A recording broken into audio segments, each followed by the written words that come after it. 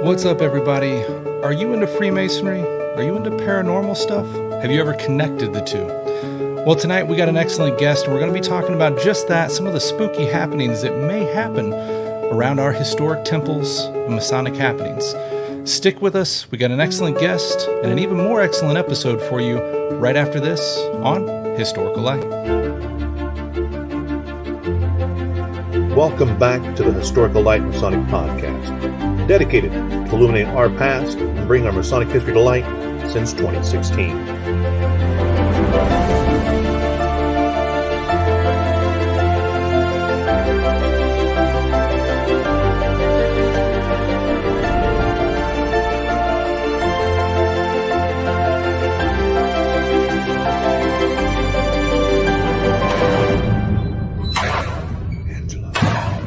And now, enjoy the show. Good evening and welcome back to Historical Light, a Masonic podcast focused around the historical events and aspects of Freemasonry. I'm your host, Brother Alex Powers, and we're pleased to have with us a special guest this evening, Brother R.J. Johnson from the Whence Came You podcast and Masonic Roundtable and so many other projects. Brother Robert, thanks so much for being here. Hey, thanks for having me on. This is a tremendous opportunity, and I always love hanging out with our brother Alex Powers. I appreciate that, man. So for those that may not know you, first of all, shame on them. Who doesn't know the RJ? But for those that might not, if you wouldn't mind, give us a little bit of background, just who you are and your connection to Freemasonry. Well, sure. First and foremost, you might know that I have dogs because they're downstairs barking right now. Other than that, I joined Masonry back in 2007, 2008, and I did the thing that most active guys do. I went through all of the chairs, took about 7-8 years, was the worshipful master of my mother lodge. Then I went on to become a district education officer for a couple of years. I was a DDGM, a district deputy grand master, for a couple of years. I work with the Masonic Education Committee of Education for the Grand Lodge of Illinois. I'm also involved because I'm also a member in Ezekiel Bates in Massachusetts. I also assist there on the Education Committee as a director of creative stuff for the Education Committee. So I'm involved in a lot of different things. Masonry is what I love to do. It's where I spend most of my time. I've worked really hard in my professional career in the IRL world to make it so that I have a lot of time available for Freemasonry. So that's kind of my story. I've been around the United States, around the world, and just kind of collecting friends and brothers and experiences that, I guess this thing that we call Freemasonry enables us to do. That's fantastic, man. So we are going live this evening on our usual places, Facebook, YouTube, and over on the TikTok side. I got to apologize to the TikTok side. I'm just noticing I still got Masonicon Kansas background up for you guys. So whether then, getting in there and trying to change it all while you guys are watching, just let it say what it says. It's Historical Light, episode 109. Got RJ. Really pleased to have you all. I also apologize about the echo in the beginning there. I got way too many buttons here than I should have. So, I know enough to get myself in trouble, and I usually do. So, Brother RJ, we're learning about how you got involved in Masonry, and we like to get to know you just a little bit more before we dive into the episode this evening. One of the questions we like to ask the people that come on this show is, did you have family history in Freemasonry prior to yourself? Fantastic question. And the answer was no. I was like what you might consider a cold call in Freemasonry. I had no experience other than I read a book on tapestries that a friend of mine, Yukitaro Hamada, had given me. Masonic tapestries, to be specific. I was a little fascinated. I kind of wikied everything, considered myself a Wikipedia subject matter expert, reached out to the Grand Lodge of California at the time, got a great email back with awesome resources from Brother Adam Kendall, Some of you all know him. He was the editor of the Plumb Line magazine for a number of years. He might still be doing that. I'm not sure. But he's a great dude. And then I went to Orange Lodge in Orange Circle, California, and I was gonna like knock on the door, but then I totally uh, weenied out. I was a little freaked out by the signage that was there. It was like really kind of cryptic: knock 3 times on the third Monday and enter the chamber, or something crazy. I don't know. It probably wasn't as nefarious as I'm making it sound, but it certainly kind of freaked me out then, right? Like I'm like, who meets like that? That's weird. And then so I didn't do anything. And then when I came to Illinois after my first son was born, right around the time of my son's first birthday, I had done a web inquiry with the Grand Lodge of Illinois. And about 2 weeks later, I get a weird phone call. A guy named Carl is the secretary of Waukegan 78, invited me out to lunch. And before you know it, there I was. I joined the fraternity, and I looked everywhere. Who can I know in the craft? And certainly, I asked. I thought my dad was, but apparently, when my grandfather told me my dad was a mason, it just meant like a literal brick mason. So nothing there. And then I kept going back and back and back and wouldn't find anything. And then one day, I got one of those ancestry.com kits, like the little spit thing. It tells you the DNA and all that good stuff. And I bought it for like a month or two. I had like the package that tells you can like trace lineage to overseas. So I did all that. And then like 15 minutes, I was back to 1540 in Herefordshire, England, or however you pronounce it in the English dialect. And we had like church records and stuff. And the church that we had there was a Knights of the Hospitaller church. So maybe I have some relation to the Knights Hospitaller. I don't know. But then it took almost 2 years, and all of a sudden I got this little leaf notification in my ancestry.com, and it said, hey, we found a little match here. And it turns out it was a picture of my great granddad's gravestone in Pope County, Arkansas. And it's got a square and compass on it for Gilbert Lafayette Johnson. Nice. So I didn't discover a lineage of Freemasonry until, I had been a member 5 or 6 years. And that was pretty exciting for me. But at the same time, it was kind of bittersweet too, because my family history traces back through, all the way to the beginning. We came through with Captain James Powell, and we had settlements set up. My family really came in through Jamestown and went south.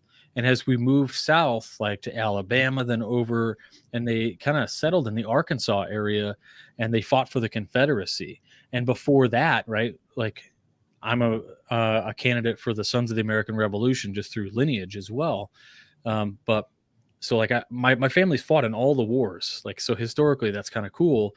But like Gilbert Lafayette Johnson was essentially a son of the Confederacy. And I even have some of my family's like scans of documents for their Confederate pension papers. Oh, wow. Yeah. I mean, it's pretty wild.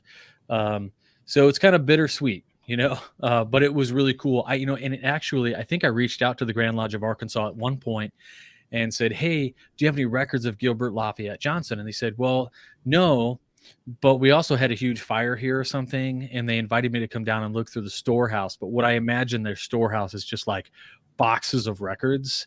And I'd probably have to recruit you and a couple other guys to go down there with Caesar scanners and spend like the weekend trying to get it all digitized. I'm one of the few guys you tell that to, and I get genuinely excited. You're like, let's go. I got the box right there. Let's do this. Okay. That's awesome, man. And yeah, I totally get that. Family history can often be bittersweet in those. And, the thing is, there's still a ton of like history there that you can appreciate. And what I got to get to, because I have those histories in my family as well. Not everyone I found in my family either fought for the Union or didn't fight, but there's bits of family history that you can't be proud of because you heard stories of who the person was and they just, were kind of a POS. But at the same time, it's like, well, I made it out there and went to my great grandfather's grave, even though I heard all these stories about him. you can still respect that lineage, and there's a lot to learn and appreciate, while also acknowledging and just being upfront with the fact that we didn't agree with everything with people. They're human, and unfortunately humans don't always add up. Well, let's see. So this evening we got an excellent topic. So I've had some experience with you around the topic of paranormal in the past. Before we get into the nuts and bolts of that, I want to give a big thanks first to everyone that has supported us over on the Patreon side and kept the show going. We've been around since 2016 with a sole focus on Masonic history and trying to not only preserve but encourage and get it out there as we learn from the past, give it to the future, and keep that going generation after generation. For everyone that supported the show, we want to give you a huge thanks. If you like what you're seeing and you want to help us keep going and grow, you can do so by the QR code or go to the website historicalite.com and click on the support the show tab. You can do so through Patreon, and yes, you can use Patreon or PayPal on Patreon. Makes it easier. So with that, guys, the only other announcement before we get into the big topic this evening is MasonicCon Kansas, which is right around the corner next month. Next month. If you guys haven't got on there yet, we are sold out for the full Festive Board Founders Club passes, but we do still have daytime only passes. And if you can't make it to Kansas, you can hop on with the virtual pass, $15 for, what is it, 8 hours of education. It's going to be an amazing time. It's so stupid. $15. Like, I would pay. You spend that at Taco Bell. That's so true. With the inflation and stuff, like, your Masonic education got even cheaper.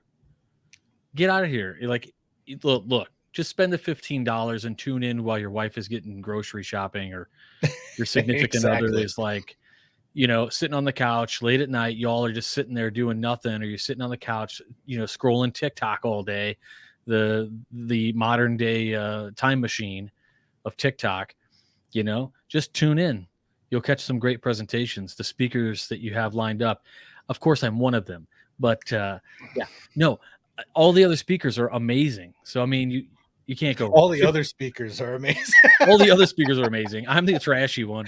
You all are gonna love it. I mean, $15 and you get all this education plus for the $15. And maybe this is not a good selling point. Maybe I shouldn't bring it up. But for $15, are they going to get access to the recordings later or no? They are. And that, that's an amazing point, because we're going to record that, if just like we do with this podcast, with our stuff over on Kansas Lodge of Research. There's a lot to unpack. And especially when you've got 8 lecturers coming in from all over the country, international, there is a lot to unpack there. And at the end of the day, you're going to want to go back and say, I want to better understand this point, or I missed this lecture entirely, or I was just busy that day. And that's where those recordings are going to come in phenomenally. I'm just like, look, you can go on like Apple TV and buy a brand new movie that's 2 hours for $20, true. Or you can spend $5 less and get like probably 6 hours of content. But yeah, man, we are stoked to have you coming out and being one of our inaugural speakers for that. I think it's definitely going to be a cool event. I've never had anything like it in Kansas before. We've definitely done awesome events and even had a speaker out. Never have we done a full day like this in the MasonicCon, more laid back fashion, and flying in 8 guys from all over the country and even international. First time ever. So it's going to be definitely a historic event. So Paranormal Freemasonry. I know a lot of people look at this title and they're like, wait, what? So how are we connecting that this evening? And the thing is, here on Historical Light, we talk about the history. That's what we love. That's what we go after. That's what we aim to recover, preserve, and promote. Within getting into our history and our historical buildings, we run into a lot of encounters of not only personal encounters, but just stories in general. We see on TV, we hear from guys getting creeped out in the temple about these paranormal happenings. And the question is, why, or is there a connection to our Masonic temples, to Freemasonry in general, and to kind of run through some of that. So as we get into this, Let's start this off, and this could ruin the entire show if you answer this wrong. Do you believe in paranormal? Paranormal. So not things that don't appear to be normal through the lens of like the normal human experience. Yeah. Yeah. I pretty much live in the paranormal. that's that's a good way to put it. And it's kind of fitting with the poster behind you there. I want to believe. Oh yeah, and I also, I got my Mothman Yes, going you on. do. Yeah. You do. I have seen the Mothman, and that's not a joke. Okay, so like that's something we want to get into because RJ, you're known for someone that is deeply engulfed in the esoterics and the understandings of the various mystery schools, and especially that of Freemasonry. I know you have interests in so many of these aspects. If you wouldn't mind telling us what is a little bit of your experience around paranormal activity, your interests, and kind of where you've gone with it. Yeah, so I've always had an interest in the paranormal from like a young age. I can recall times, where I was sleeping as a kid and I woke up and I saw things in a room in my grandparents' house, and then years later, more things in that same room. My wife was with me in one of them. We were laying in bed and we were talking about something, and we had a lamp. You turn it a little bit and it clicks on, and it's at its highest brightness setting, and you continue to turn it and it dims. And as you turn it back, it brightens until it clicks off. So it's got like this Mhm. adjustable brightness setting. Well, it like clicked on, went totally dim, all the way back up and off. Like there's no explanation for the actual click, like the mechanical movement. It wasn't Right. a trip of the electrical or anything. So I mean, like I've experienced things like that. I've experienced things in Masonic lodges. Um, your Masonic Lodge, Gardner. I've experienced things at the Valley of St. Louis, which was pretty wild. I've experienced things at. Um, we were down at, I think it was Homer Masonic Temple, or yeah, down in Homer, Illinois, with Darren Laners. We went there with a group of paranormal investigators. I brought my son Elliot with, and we did a whole night paranormal activity at the lodge where there was tons of activity. And like we caught it all on camera. I mean, it's undeniable. It's undeniable. I mean, the things we just don't know what causes it, or like to think of it as like ghosts, or to think of it as remnant energy, or maybe it's even some sort of uh, quantum thing, right? Like where there's enough uh, what we might call like a quantum probability, and then somebody dies, but they've already put the energy out there to where it's still affecting like reality today, Right. in a physics kind of way. So I mean, it's a wide variety of different things that paranormal encompasses, whether that's like UFOs and cryptids and ghosts and hauntings and demons and conjuring and spells and all these things. It's all over the place, and I think they're all very interesting. I don't buy into everything, but I Right. will say that certainly in the realm of like paranormal, when we're talking about hauntings, ghosts, and experiences like that, I have had some significant experiences, as well as doing some, I don't know, magical conjuring kind of stuff. So, I mean, yeah, like it's interesting to talk about these situations, and obviously, we're going to dive into the Masonic connections here.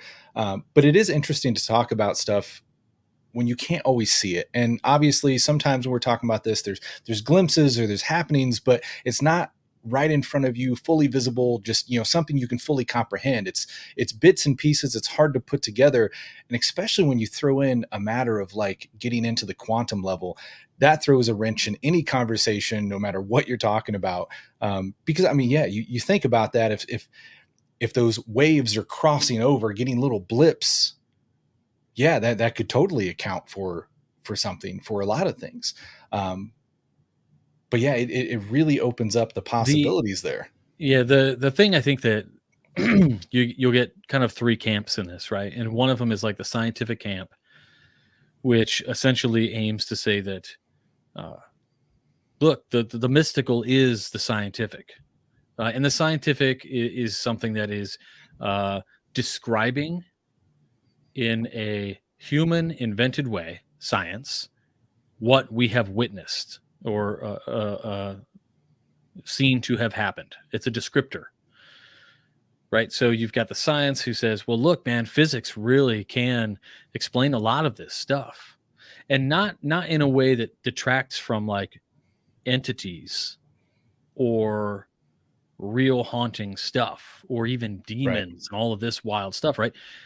Like physics might just say it's real.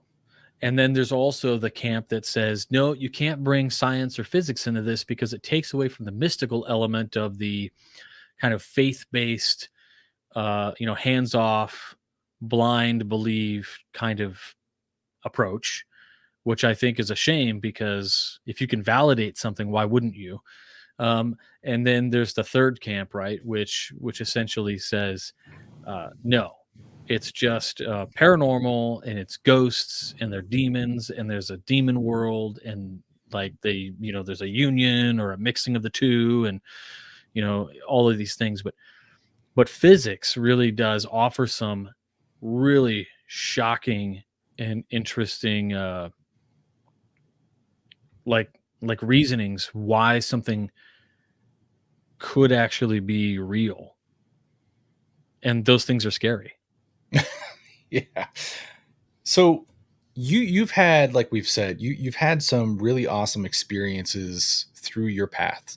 One of those experiences you documented, I believe it was on Whence Came You, about a trip to Skinwalker Ranch of all places. As we kind of dive in a little deeper on this topic, and we're kind of qualifying what paranormal is and certain experiences, would you mind telling us a little bit of what took you out there, and kind of how that went for you? Yeah, so there was a documentary about the Skinwalker Ranch. I picked up a few books on the topic, and then one day I was talking with a good friend of mine, Ben Williams, name drop. He's a great guy, awesome brother, out in Colorado. He's the publisher of the Rocky Mountain Mason magazine, Laughing Lion Publications, and the Esoteric Mason magazine. Both tremendous publications. All right, now that I'm done plugging that, I will say that Ben and I were talking, and we kind of were just like, I don't know if you ever like been having drinks or whatever, and somebody's like, so I'm from California, and there would be many times I'd be at a brew pub or something, and everybody's making those weekend plans. Hey, let's go to Vegas this weekend, man. And everybody gets smashed. And then on Monday, we're all back in the office at the cubicle, and nobody went to Vegas. Well, we were talking on the phone, and I said we should just go to Skinwalker Ranch. And Ben was like, should we really? And I was like, yeah. And there were no drinks involved. And so literally 2 weeks later, I bought a ticket to Denver, and then we drove out in August of that year. And we decided to go out there because of the paranormal experiences that were documented, really scientifically documented by the NIDS agency, as well as, just all of the anecdotal evidence. Now, anecdotal is not scientific or really even valuable, but if you trust the people that are telling you, like I would hope you'll take what I'm saying as trusted, at least to say that you can believe that what I'm telling you, I believe I saw or experienced. And so when we got out there, we took, it was like a 6-7 hour drive, maybe a Oh, 6 hours. wow. And we got out there and we kind of sort of hiked on land we weren't supposed to be on. And we did it early in the morning. I got a little bit of heat stroke. So did Ben. We made our way through access roads and underneath, huge, uh, what do you call those things? Like the electrical towers where Oh, okay. we were monitoring EMF the whole time, and as well as CPM on our Geiger counters, and we had iodine pills just in case. Like we didn't know what to expect, like all this hoopla about it, and we went out there, and long story short, we experienced some things out there. We saw some things out there. We heard some things, smelled some things. It is a bizarre place. Right. Yeah, and so like Ben wrote a pretty good article about it in this last Esoteric Mason. Um, Not a whole lot of details in there, of course, but certainly it was a wild trip that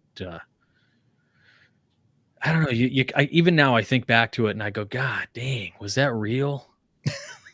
I mean, yeah, it was wild. But I mean that's an experience you will always have. And Hmm. I mean, why not? Sometimes you just have to go experience it for yourself. Maybe it's something, maybe it's nothing. But we're given these brains and these abilities to experience. Why not? Yeah, and I'm seeing some of these comments in the chat. People talking about season 3 of Skinwalker Ranch currently airing. The whole Uinta Basin is interesting, in my honest opinion. Sean, totally.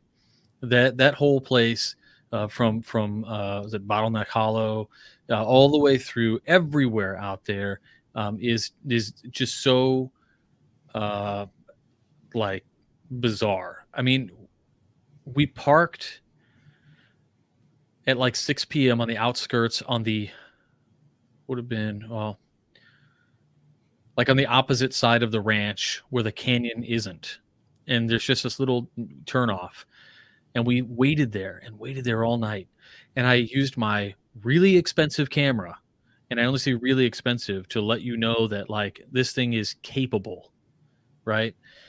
And I was doing long exposure shots on a tripod, and what I was doing was in the dark exposing it so much that it looked like a daytime shot.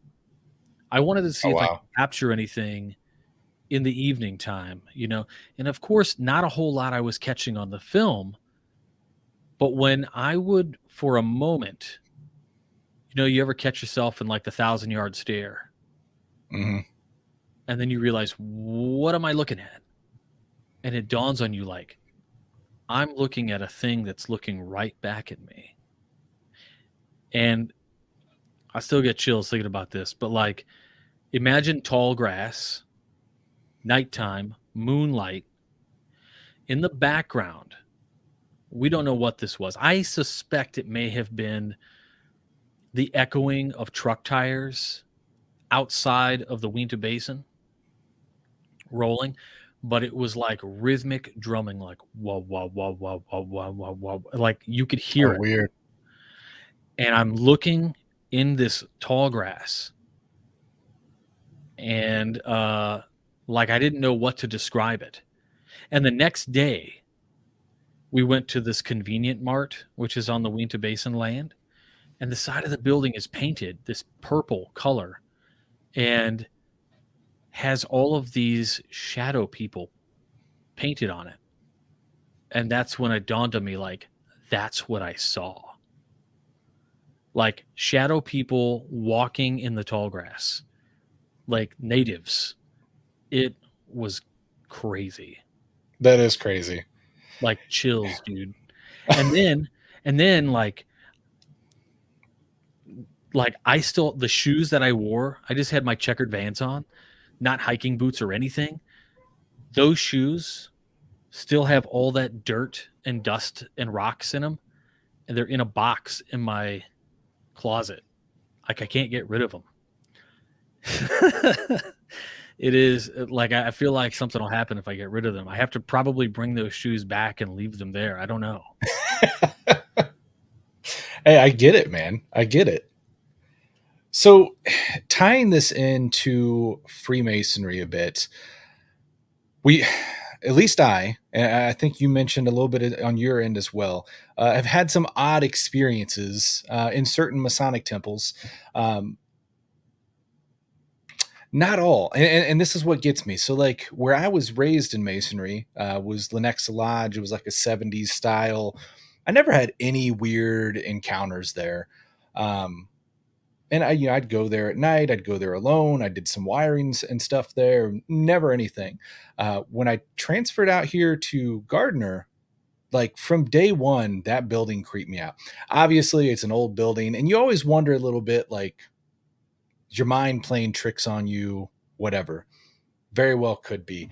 Um, and I always just told myself that. I'm like, it's just an old creepy building. We've got a coffee shop below. Even though like it's typically closed when we're having meetings, I'm always like, if I hear something, there's probably someone still down there. But then you came out and I didn't even know you were into this stuff. You had a freaking EMF detector in your pocket. This thing starts going nuts. And I remember you telling me, you're like, yeah, I've had a weird ass feeling ever since I walked in here.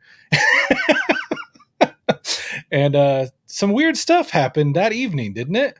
Yeah, we had a number of words come through the EMF detector, not audibly, of course, but in the spectrum. Like one of the you see on some of these paranormal shows where they've got, SB7 spirit boxes Yeah. um, or devices that pick up a word or something in the electromagnetic information that's being passed around, right? And a lot of times it's relevant. And we had quite a bit of stuff. And I remember we got a couple ladies' names, but I remember like the spatial. There's like a spatial thing where like you see where you are, and then like spatial anomalies or interruptions in the electromagnetic field around you. And so maybe this is like something that is moving and interrupting the field. And there were like 3 or 4 things that were converging on you and I as we stood in the east. I just remember that. I remember feeling a little creeped out by. You have a portrait there that is one of those kind of old Yeah. like bubble portraits, which is fantastic, but also whether it's haunted or not, every portrait in one of those bubble things always follows you wherever you look. It does. And so that was, creepy as all get out too. And then I started thinking about the age of the building. And then you start thinking about like imprinting, this idea of imprinting. Like in a fraternity, we've got such strong bonds to the building, bonds Right. to the brotherhood. And people might not really understand it. I think Joe Martinez actually does a great job of talking about this topic of the invoking the blessing of deity. So before the meeting, right, like we open with a prayer or whatever, but it's not a prayer, you guys. We are invoking the blessing of deity. That's what we say. It's very true. Invoking is like it's spell casting. Yeah. I don't care what you say. You are calling. You are like calling the deity to you. You are invoking, right?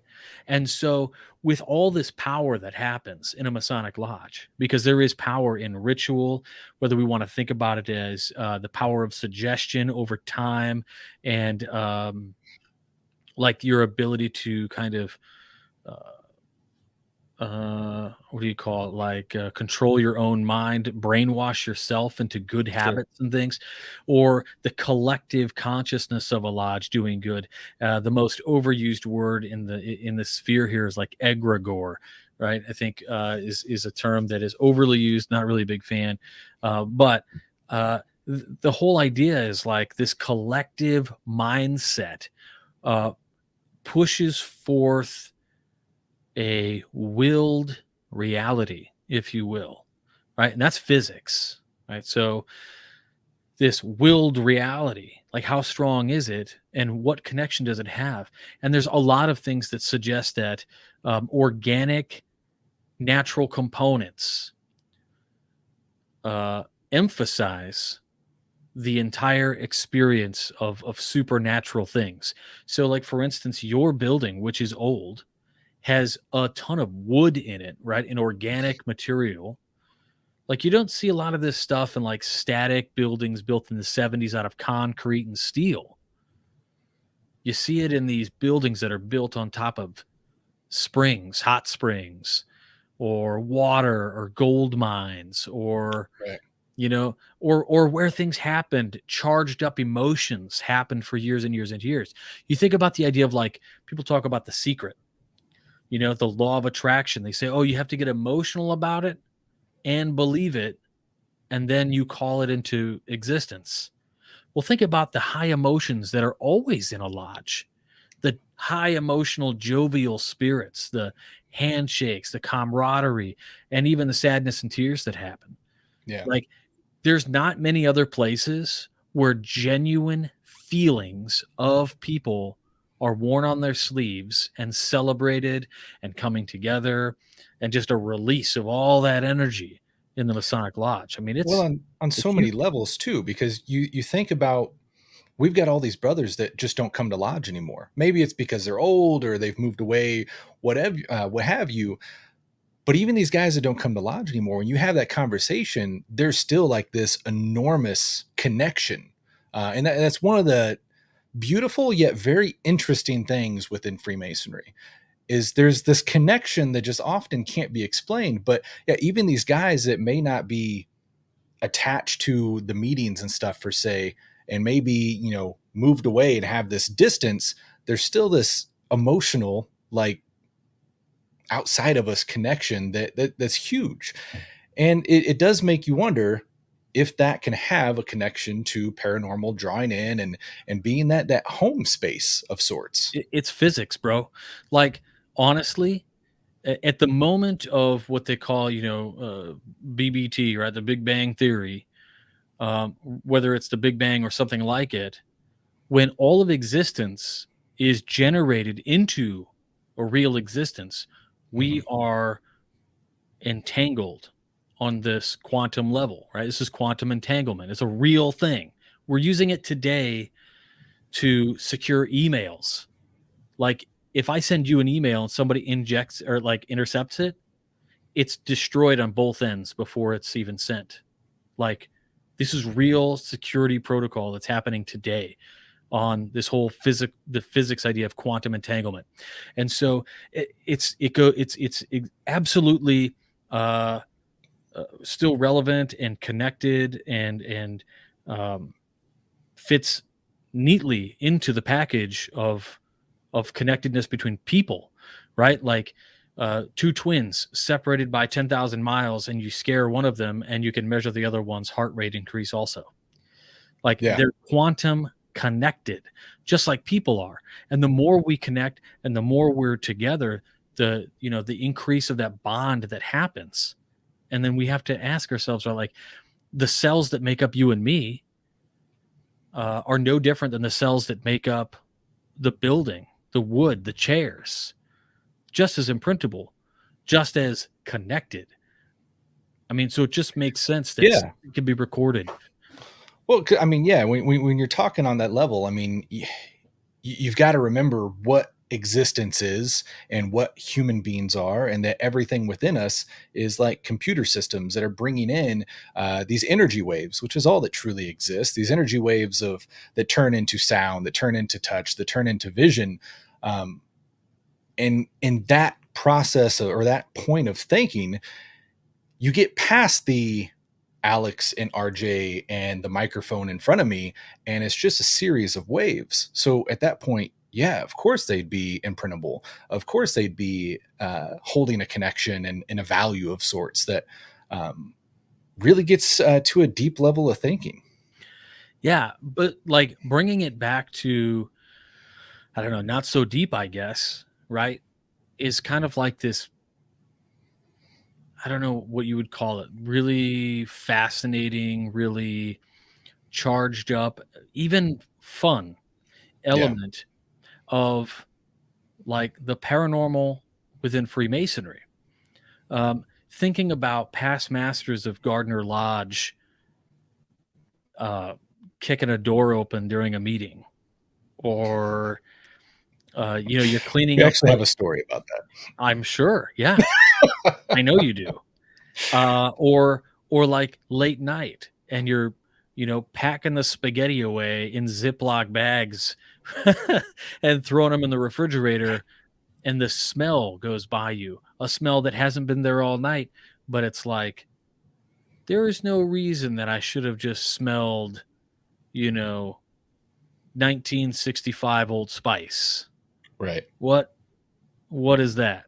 Right? Like, I mean, this is wild stuff. So we were in Homer Lodge. I mean, I keep saying Homer Lodge. I think it was Homer Lodge. Darren's going to kill me if it wasn't. But anyway, we were down at his lodge. Maybe it was Ogden Lodge.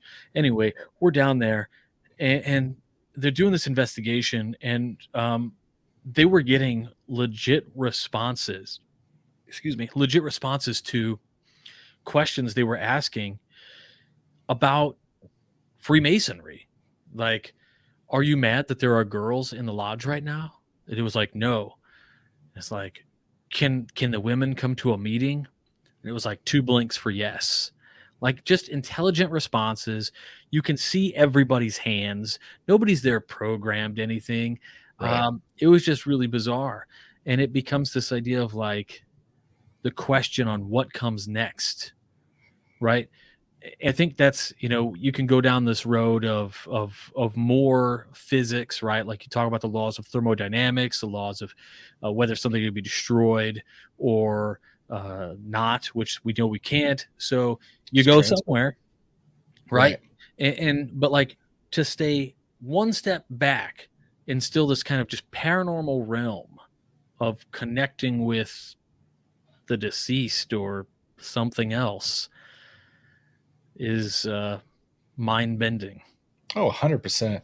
It makes me think early on when I transferred into Gardner Lodge, before I really had any encounters, obviously there was like creepy stuff, but we went up there one weekend and it may have been getting close to the 150 celebration. I can't remember. But we went up there on a weekend just to do a general cleanup. It had obviously been a while. There was some dusty spots, yada yada. We're like, let's go in here and just deep dive. And one of the first things I did is I went into what is our preparation room, and we've got these windows that kind of, it's a big square. We own the top floor, but we've got these windows all the way around and these big, huge drapes. And I went into the preparation room that overlooks the intersection down below of the main street. And I just went in there to get some light and I ripped open the curtains. And as I ripped open the curtains, just happened to look down. There's this car sitting at the stoplight, right? And there's these 2 probably 12-year-old girls that just happen to be looking right at me, probably looking up, creeped out at this haunted building, right? And I just rip it open and these girls in the back seat just turned green. It was perfect. Car took off. And it just like, it hit me on so many levels of, first of all, nobody knows we're here. How bad does that suck? Second of all, there is this connection of creepiness with our temples on, especially these old ones, to that level. Now, I had some interesting experiences at the Kansas City Masonic Temple as well, which is much bigger, much huger, and we'll talk about that shortly. For any of you that are curious what that is, if you go back, I'll go onto the YouTube channel. If you look at the original episodes, we had a intro video different than what we use now. And it was old and with my father-in-law, Angelo, and we're kind of going up the stairs in this place. That was the Kansas City Masonic Temple. And we had some really weird encounters while filming that intro in the fact that we'd go upstairs where nobody was in the building. They're on the base floor. They'd actually went to the top floor and killed with the, like a movie, big old power deal that you bring down, sparks fly. They killed it from the top floor so that no lights would be able to be turned on. We're going through these the stairwell with candlelight just for dramatic effect. And we get to like the 3rd or 4th floor and there's a light in one of the rooms and somebody, I don't know, maybe they were creeped out. Somebody saw a person go by, but the light was on. We went and asked Frank, who was kind of facilitating for us. And he's like, no, like they're down there with their flashlights and candles as well. He's power to the building's cut. And we went upstairs, the light's no longer on, and we go floor up and the switch is totally off. None of us had separated to go up there. Weird happenings. coming back to Gardner Lodge, the night that you were there was the first night that got much odder than just hearing the random like sounds and stuff, right? So the frame that you were talking about is a guy named William McClintock. He served as master in that lodge for like 13 years or something. Very, very connected to the lodge. And when he passed away, they decided to honor him by hanging him over in the north, kind of towards the preparation room. He actually holds the implements, so when we do our degree work, he's always a part of it, right? The interesting thing, obviously, it's that like concave picture. So yeah, you see his eyes following you from everywhere. The weird thing is though, and my daughters will tell you the exact same thing. If you walk in that room, sometimes you walk in and he looks like he's smiling, even though it's just a straight face. Like he looks like he has a little bit of a grin. You go in there other times, he looks a little pissed off. And it's just like it's It's very like situational. Vigo Exactly. from Ghostbusters too, right? Like he's either smiling or like not very pleased with Bill Murray. Exactly. So we've always gotten in the habit of when we go in lodge, we always give a little salute and say hello to Brother McClintock. And when we leave, we say goodbye, because we've noticed if we don't, we look over and he looks a little irritated. Obviously, that could just be us, but it's always funny to play into that. Now, that night that you had come to Gardner Lodge and I didn't know you were into this stuff, I didn't know you had any equipment on you. It was at his picture that EMF detector started just going nuts. And we started having that conversation of, yeah, it feels a little weird up here. And then I remember we were listening to like what came through and what words, which, obviously it's searching the spectrum for these words. So you take it with a grain of salt, but it was the fact that a lot of these words that were coming through like held connection. Well, I remember we're standing over by the east and you had the detector there and it's like, it's kind of showing where it's detecting waves. It's like hitting on this spot by the senior deacon's chair. And then it moves a little closer, and then it's hitting on a spot directly over on the other side, because I'm standing at the podium in the east towards the secretary's desk. And it's like hitting hard on the opposite side of the podium, hits hard at the master's chair, and then disappears, and I get pins and needles from head to toe. Obviously could have been my head like playing that together, but it was one of the creepiest things I've ever experienced. I actually pulled up the log of those EVPs just now. So it was at 21:44. So was it 9:44 at night? Was it 9:00? Yeah, it was dark. Yeah. So when we were in the east, the word fall came through. Breathe, touched, coffee, approaching. Then we got a couple ladies' names, Mary Ellen and Lily. Another one was surrounded. Yeah, we got some bizarre ones. And I remember we looked up, I think, Mary Ellen and Lily to see if they were like Eastern Star women from the past, maybe. And it's hard to tell because they were, I mean, the Eastern Star in that lodge was a major deal back in the day. So if you look like early 1900s, late 1800s, because the thing is that particular building was built in 1906. It was finished in 1907, January. That's when they entered. We had a building pretty much very, very similar to the floor layout on that exact ground that burnt down in 1906. They rebuilt it in a year. So there's connection to that ground prior to the building that's there that was still Masonic. But all the way back from the mid 70s to 80s, when the first building was built, the ladies kind of ran the banquet hall, and they'd talk them almost every meeting of either they would finish a meeting and retire, or almost they would do the call from labor to refreshment every meeting. They'd have something in the banquet hall with the ladies. And so there were so many of them involved there. Yeah, they have like a huge history, like whether you're a fan or not, if you're over in the UK and it's a clandestine or whatever, right? The point is these women's auxiliary units and things were so prevalent, especially in these old Masonic buildings, because of the large influence of the Masonic family, really, between De Molay and OES and You know, generally, Freemasonry. That's all from yesteryear, and the emotions and the emotional imprint, if you want to call it that, on a building like a Masonic lodge. I can imagine. I mean, outside of a church or a temple or some sort of religious building where people come together like they do in Masonry, I don't know that other places have that much of a charge. You talked about the Scottish Rite Temple. I think it was a couple years ago. The Grand Master of Missouri's theme for the year was "Whence Came You," and not after my podcast or anything. Just that was his theme that year, and so he asked me to come talk at his annual breakfast. He does his big annual breakfast, and I didn't know what to expect. And I went there for the reunion, and then I stayed through the weekend. I stayed Friday night at the Valley of St. Louis. I slept there in the rectory, and then there everybody goes home on Saturday. Right. And I said, "Hey, I'm cheap.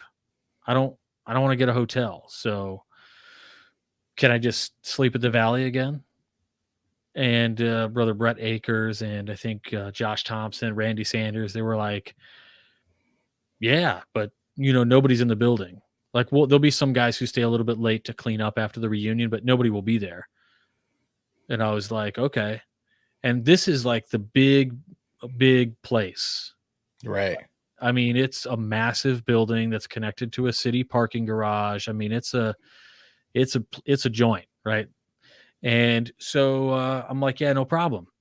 So the evening before the breakfast, I'm out to dinner, and the people say to me, "Watch out for the man in green." Like, "Oh, so it's haunted or something?" They're like, "Oh yeah, totally." All Have a over it. good night. And I was like, "Oh, cool." Well, I'm not like spooked. I'm generally just a curious person. I'm the person who'd be Sure. like, "Oh, weird. Let me give the girl from The Ring a hug. Um, she needs a hug, right?"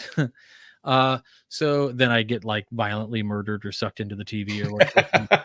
So, so obviously, I'm like really intrigued by this whole thing, and I really don't put it together. Right? I'm back at the Scottish Rite in St. Louis. I'm in the rectory. Lights. I mean, all the beds are all made, and I'm in the only bed. I'm in the far back of the room. I got my phone plugged into an outlet, and I FaceTime Corey, my wife, before I'm getting ready to go to bed.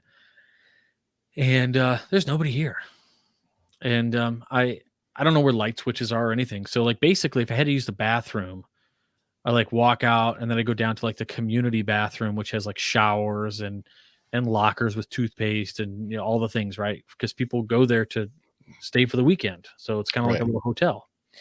And I'm there, and I use my flashlight on my phone to navigate. And you know, I never really got the chills, but when you're coming up from the basement when you were a kid Hmm. and you get the chills, you had to run up the stairs. Yeah.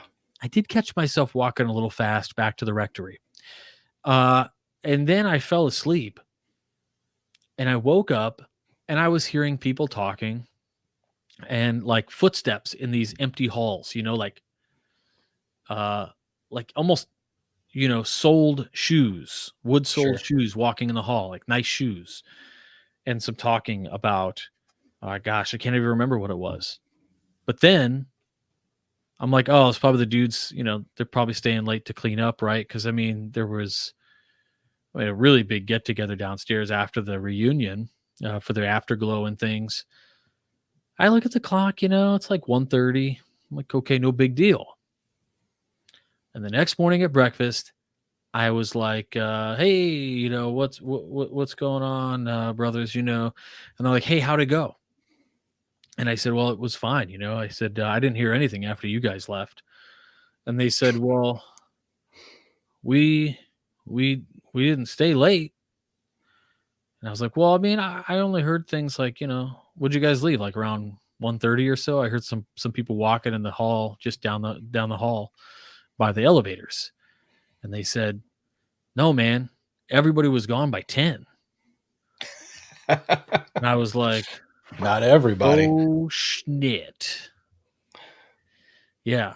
So I had an experience there, and that was the most one of the most audible um, type of experiences I've ever had. Like hearing voices that I couldn't quite make out what they were saying. Like it was mumbling, scrambled, if you will. Like I'm not, maybe my mind or brain can't comprehend the garbled frequency or something. But the shoes, man, I heard walking. That was Right. unmistakable. Well, so I mean, yeah, it makes you think because, like we were talking earlier about how these important to us places can essentially, take on these imprinted happenings. Places like that Scottish Rite Valley, oftentimes more than not, will hold even more of a importance than like a local lodge or something. It's because it's something they look forward to and they make the journey to these places and they stay and it's like this experience, right? And It's the pilgrimage, and it's so many exactly. lodges. It's the active of the active coming together, like Yeah. to form a union of sorts, right? And So the guys that it, bonds were stronger than normal. it's amplified. Yeah. Right. It makes me think because a similar building would be like your Grand Lodge building, where you Mhm. have someone in an entire jurisdiction or beyond that holds an importance or a uh, a level of importance or admiration towards that building, and even though unfortunately we don't have it in our possession anymore, we had to sell our Grand Lodge building here in Kansas a few years ago. Most Worshipful Tracy Bloom, Grand Secretary, been Grand Secretary for a long time, and he worked in that building Monday through Friday for years. And he would tell me all kinds of stories about just weird happenings. It's an amazing old building. You'd been there. You came down for our Lodge Research reboot and got to walk around and check it out. Um, One of the biggest things about it is they had this security system installed, kind of for this reason, uh, weird things happening. But it was super annoying. Anyone opened the front door, and there was like this 1980s, just like chirp of a chime downstairs that would echo all through the place, right? And that was so if you're up on the third floor or whatever, and someone opened that front door, which, in uh, later years, it had the whole mag lock system and they, had to buzz you in and all that. But in previous, anyone open that door, you could pretty much hear that just annoying, blood curdling chirp from anywhere. And Bloom would be sitting in there, no chirp ever went off, but all of a sudden he's hearing voices and he'd, holler out, "Hey, who's there?" And he'd hear a slam and the door just slammed shut. He'd go out, nobody anywhere. He'd say that happened just time after time, always something going on, always feel like somebody's around the corner. Just really, really interesting. But, again, it's one of those buildings that for decades and decades, brothers from all over the jurisdiction and beyond held a high level of importance towards that building. So many brothers traveled in. There was even an apartment in there at one point for Grand Masters, and others had used it. But yeah, really, really interesting, how that level of importance can draw more, amplify that connection, as you said. It's also making me think, probably in my experience, the most intense situation. And actually, before we get into that story, because we're at 8:59, let's go ahead and prepare for our toast, and then we'll tell the story afterwards here. Brother Johnson, we really appreciate you being on this evening. If you wouldn't mind, would you offer up a toast for us this evening? Oh, absolutely. So I would like to raise a toast, perhaps in a apropos fashion here, to all of our departed brothers and fratres and sisters who are in the next place. And we hope that you have found all of the answers and that if you have a guiding voice or light for the rest of us here in this place, uh, we thank you for any guidance you give. But a toast to all of our departed brothers, fratres, sisters, and anybody on the path. So to them. To them. Cheers. Thank you so much, brother. Steel Wolf says, "May they haunt us in peace." Yeah, please. Yes. In peace. All right. So not everyone knows this. Not even everyone at my lodge knows this. I did spill the beans on a past episode, so whatever. People will know at some point. So my father-in-law was huge part of me becoming a Mason. Huge part of my Masonic journey. And when I transferred to Gardner Lodge, he transferred to Gardner Lodge. He had served as a master previously at Lenexa Lodge, and he was working through the chairs with hopes of becoming master at Gardner Lodge. When he was in the junior deacon chair, because he started off junior steward, he wanted to fully work his way through. In the junior deacon chair, he came down with stomach cancer and did not make it through that chair. It was an odd situation because he knew it was coming. Like, obviously we were dealing with it, and we had those odd talks about he wanted me to do his Masonic service, and he'd walk around the lodge, and I'd ask him, like, what the hell are you doing? He's tapping on the altar and stuff. He's like, well, I'm just looking for a place you can like drill a hole and put my ashes. And I'm like, I'm not putting them in the altar, man. Like, they could get rid of that, throw that away. And he's like, well, scattered around the building. Well, we're on the second floor and there's rooftops all around. And if you go downstairs, I'm not throwing you on the sidewalk. I'm not throwing you on the roof. So after he passed, I'm up there and I'm like, well, this is where he wanted to go. So I'm looking for a meaningful place. And I don't know, it just hit me. His last chair was the junior deacon chair. And there's a wall right behind the chair. So drilled a hole. Not everyone knows this. Drilled a hole, and his ashes are in the wall behind the junior deacon's chair, which I just thought was extremely fitting. And I had a plaque laser engraved, and in a coded language at the bottom, it says something along the lines, for anyone that ever cares to figure it out in future times. It says something along the lines of "A brother rests here behind his last chair." And so it's in plain sight for anyone that cares to know. However, probably a week and a half after we put him in the wall, nobody knew but me.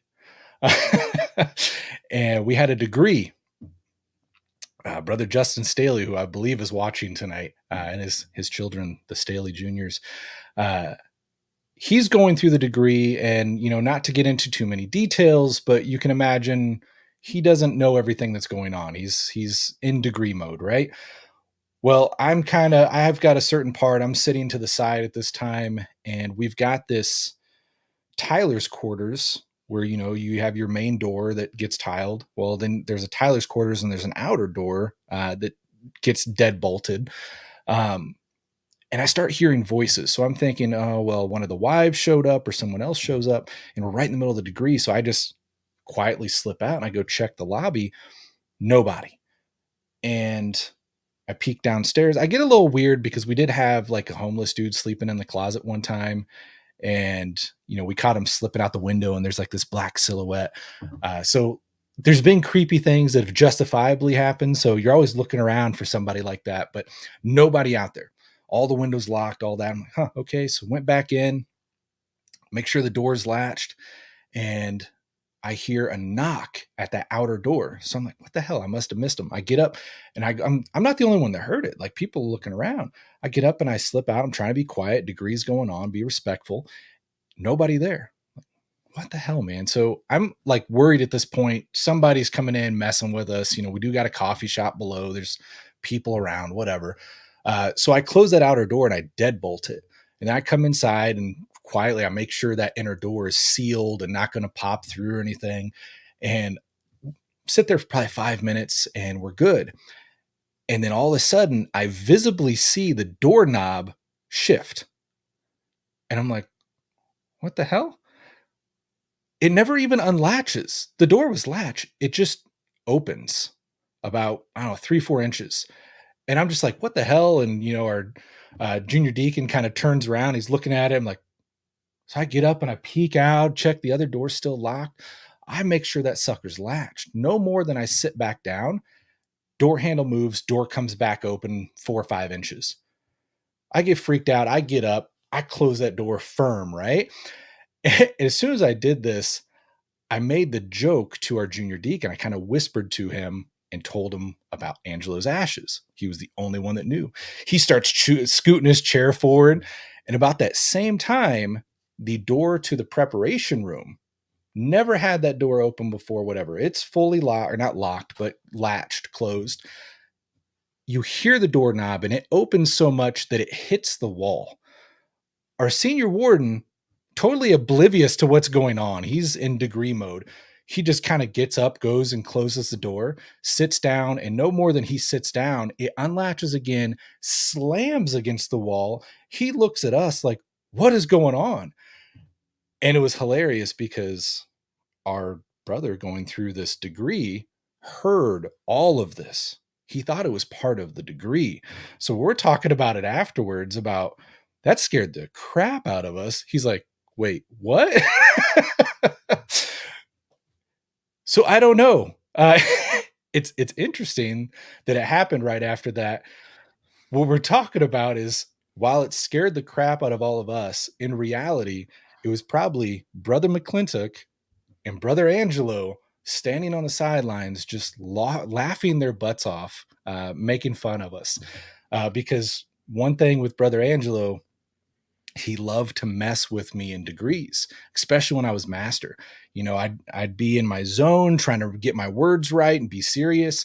And he loved to be the senior deacon. He'd get up there in front of me as master, and he had these big burly eyebrows. He'd start moving his eyebrows and making faces just to mess me up and throw me off. So he had this history of messing with people in degrees, just, to be silly and funny.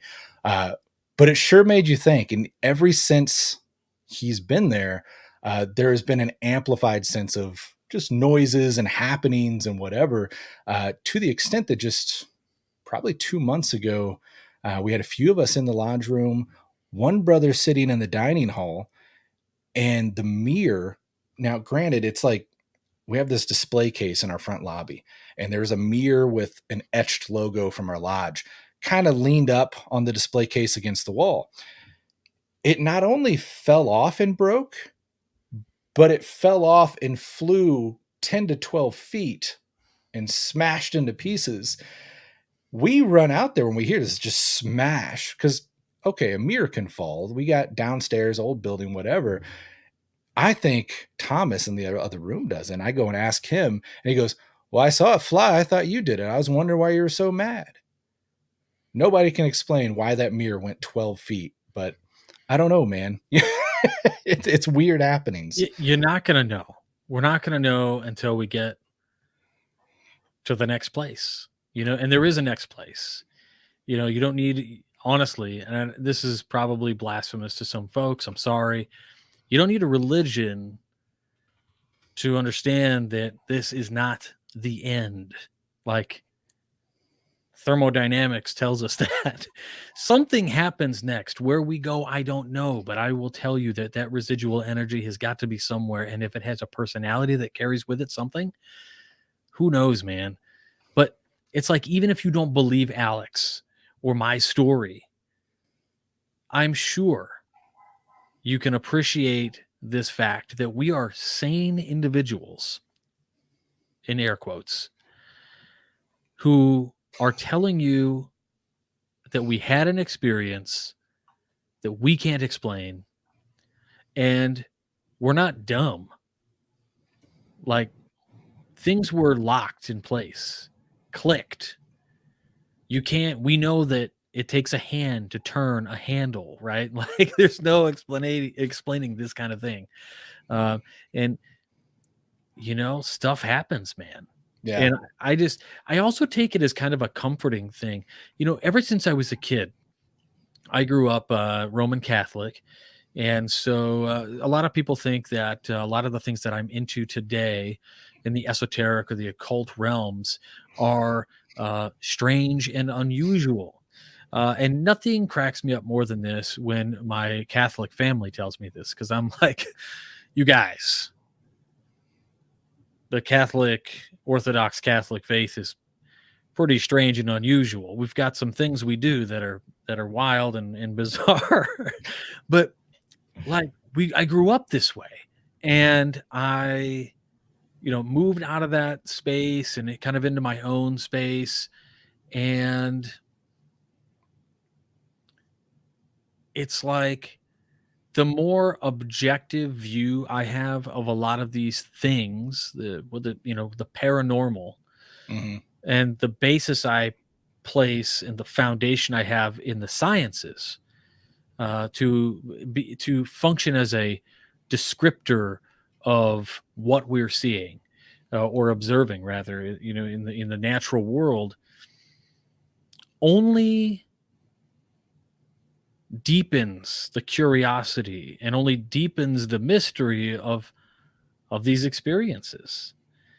There's just too many things that are happening in too many places, to too many people who are being truthful, who know what's up, and even to these paranormal teams who go into places that bring in tools and technologies that I could never fathom, and capture things that are so out of this world, no pun intended, that it's just, I mean, it's literally unbelievable, except you have to believe it because there it is. As a Right. kid, I remember being really freaked out with churches. I remember telling my parents, I can think of no better place for evil to hide than in a church. It just feels creepy to me to be in a church, specifically big I mean, so I part of my youth, I grew up in Naples, Italy. So like these big European cathedral churches, huge pillars. I go in and every word you have echoes, and there's just like the crucifix with Jesus staring down at you, sad, and I was just like this weird feeling, I didn't feel comfortable there. And But isn't that weird how some of like the most beautiful architectural places can be the creepiest? it has got to do something with like physical harmonics, and Yeah. I Being mean it, so like in tune. there's something, yeah, totally going on. I mean, you've been to lodge rooms where like you've sat or you stand in the middle where you're going to do an obligation, and the whole lodge is a large room, but yet you stand in the middle of that room and you say a word, and the way it reverberates, because it was like Yeah. built to do that in just that center spot, so that the candidate is like hearing the friggin' voice of God, like it's crazy what we've been able to do. And this kind of lends itself into those other kind of extra realms outside of the paranormal idea of Freemasonry, but into like this kind of, what kind of antiquity, like ancient knowledge have we forgotten that the craft is possibly preserved, in these building techniques, and sound techniques, and giving somebody a waking experience like an initiation or something. All of that stuff. I mean, just think about, like we talked about at the beginning of the program, all of the goodwill and things that happen in a lodge to charge it up. Yeah. We didn't even talk about the jarring experiences of initiation, passing, and raising. 100%. That's crazy. So on that note, and not to jump off on an entire tangent here, Yeah. which I'm probably going to invoke, it makes me think, and I want to get your 2 cents on this. So without getting into the details of degree work and such, a major character in Freemasonry is King Solomon. Talk about him all the time. He's a part of everything Freemasonry. But when we look at the legend of King Solomon, of who he was and what he was involved with, there is a lot of invocation, of paranormal activity, of dealing with good spirits and even demons. Do you see any correlation, or do you think it's totally separated and unintentional? This is a whole awesome idea, right? Like the idea of Solomon, King Solomon, historically speaking, looking at actual history and historicity, he's probably like a tribal leader. It's not actually like a huge king or whatever. But all that set aside, like the lore about the character of Solomon, maybe it's an amalgamation of characters, or it's even an analogy or an archetype for somebody else. This character of Solomon, conjurer, if you will, of demons, Yeah. right? Or what we know to be the jinn, that essentially by knowing the names of the jinn, you control them. So like Solomon has interactions with Asmodeus, or the king of the jinn, or these other demons, and these jinn actually have in some ideas they have a hatred for mankind because of the place that they occupy in the hierarchy of beings that God has built. Or some other times they hate man because man knows the secret of controlling them, which is to know the name, or all these different things. And so Solomon, according to some of the grimoires that are out there, and certainly in Middle Eastern lore, the jinn are this super fascinating area that there's an awesome podcast. I think it's called I think it's The Secret Life of Jinn or something. I'll have to look it up, but I'll let Alex know. You can put in the show notes or something at a later date. Definitely. But it is a fantastic exploration over the course of about 12 or 15 episodes, where they talk about the history of the jinn, the influence on the legends for kids that grew up in the Middle East, the ghost stories about the jinn and how they can manifest in real life, or how like unsuccessful marriages can come about due to jealous jinn that are attached to you, or even court cases involving jinn where a man has actually sued a jinn in court over leaving harassing voicemails on his cell phone. I mean, this is legit, real Right. paranormal stuff. And Solomon's connection to it is fundamental to the entire temple allegory. I mean, one temple allegory says that he built the temple without the sound of hammer or axe or whatever. And in Freemasonry, we think about that and go, right, because the temple in this frame is talking about the mind, right? So the tools are etheric ideas, the psychology, the different ways that we can change the way we think over time. Those are the tools that divest the minds of the vices and superfluities of life. However, like when we're talking about actual lore like this, you're talking about a guy who controls demons, who built the temple without sound of anything because he hired or controlled demons to do the work. And then you see that a lot of the same things, like the churches in Lalibela in Ethiopia. These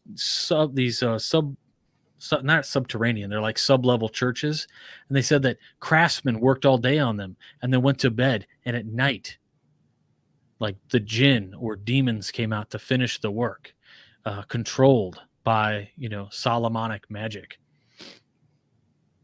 Yeah, that's interesting, man. And especially how that same message, correlates into our old, like, what's the word? Not fairy tales, but, the tales we were told as children with, what was it? The shoemakers, elves, or where they would come out and finish the shoes and stuff. You're told these various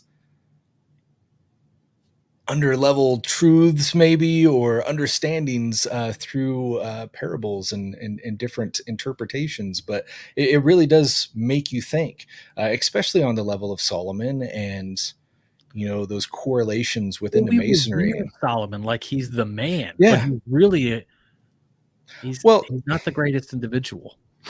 No, but man, also, so to think on that level, like, what is one of the biggest things we talk about is improving ourselves through Masonry, but also subduing our passions.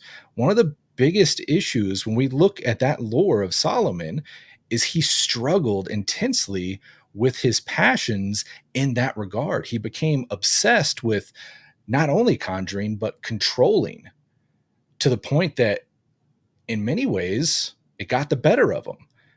Like, is that one of the things we're supposed to learn from? But we've distanced ourselves for many regards. And, that could be an entirely another topic, but it's interesting to think about 100%.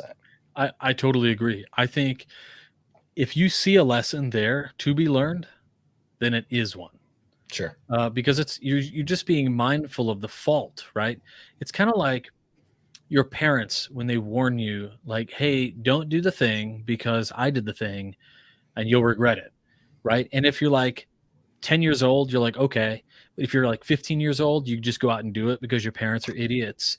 And when you're like 26, you're like, okay, again, because, maybe mom and dad do know a thing or two. And then maybe, like when you're 50 or 60, you kind of think, well, they were half right. Yeah. I mean, everybody has their faults, right? As you get older, you start seeing people who they are, right? And like as we get deeper and deeper into the lore of somebody like Solomon, somebody we revere on this awesome level, on the outside of the onion, you start peeling away the layers, and you start seeing the flawed individual that he truly was. Yes, wisdom. However, wisdom through experience. And that experience in not every case has been something that you'd want to write home to mom about. Right.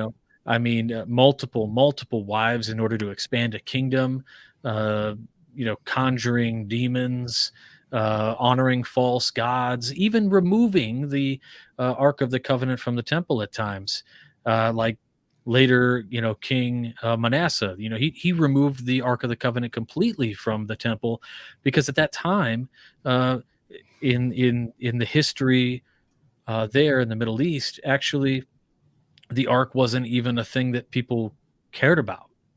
Like, Right. it was popular for a time, and there were two of them, right? So it's just really, you think about all of the stories and the archetypes and the allegories that these things are teaching us.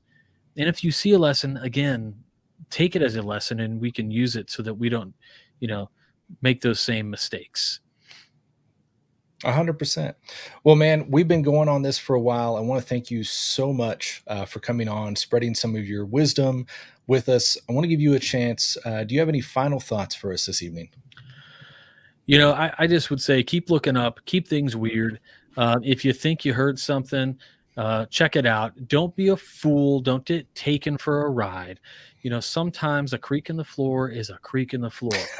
And but 100%. other times there might be things we don't understand. And I think it's okay to say, I don't know. I think it's okay to keep an open mind.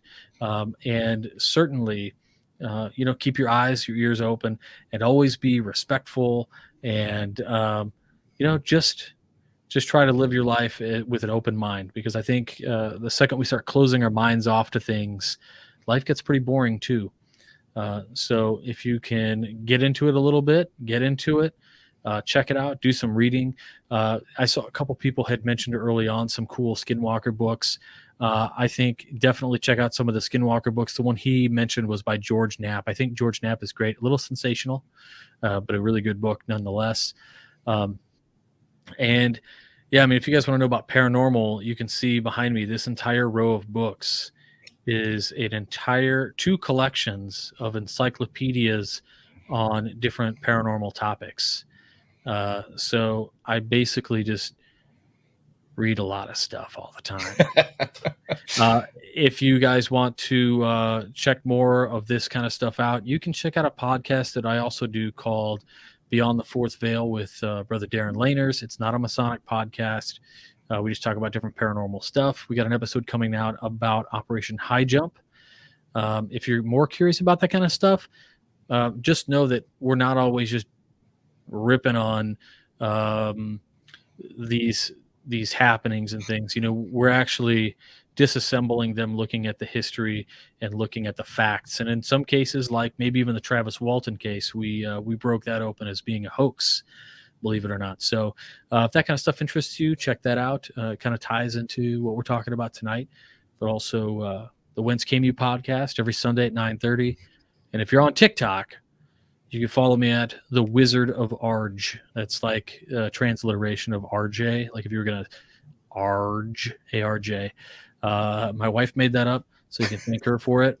And I basically just cover tarot and behind the scenes stuff of the podcast and a couple other things. So fun from time to time, just as you do on the great TikTok work that you do, asking questions and getting us to get off our butts and think a little bit. So thanks so much, Alex. I really appreciate this opportunity. No, thank you so much for coming on, man. It's been a pleasure spending this time with you. For my final thoughts, guys, I want to draw your attention to our logo, and I'm going to throw it up here real quick. And, that's our starting soon scene. But you'll notice on the logo, it's the lapel pin, all that good jazz. The reason we put that there, and it shows, the keyhole where the third eye is, and the light beaming out of it, and then the key down below. When I came in and got this interest in history, one of my key passions that I wanted to bring to light was that what we talk about and learn from in Masonry today, in a large way, is from those brothers before us. We're still going off of the knowledge of those guys that, they were in a slower paced time and they were dedicated in massive levels. There's so much to learn and tap into from the brothers before us. I think this ties in to a level of what we talked about with Solomon tonight, the lore and the legend there, and how there could potentially be lessons on subduing one's passions and learning and improving ourselves through knowledge, but also understanding there can be dangers there that can get you to have troubles with subduing one's passions and stuff of that nature. But also just to understand that maybe sometimes when you experience something that's unexplainable, just remember that, as we've talked this evening about that strong level of admiration and connection that exists, brothers from the past could very well still hold those connections. And maybe it's worth digging into the past a little bit in your particular lodge and finding out what there is to learn from those brothers that traveled the halls of your temple once before, and dive into it a little bit. Bring back history, preserve it, save it, and share it, as we always do here on Historical Light. I want to thank you guys for joining us this evening, especially Brother RJ. Thank you so much for bringing your words of wisdom this evening. It's been an excellent talk that I've enjoyed tremendously. With that, till next time, guys, keep saving history, and we will see you right here 2 weeks on Historical Light. Have a great night.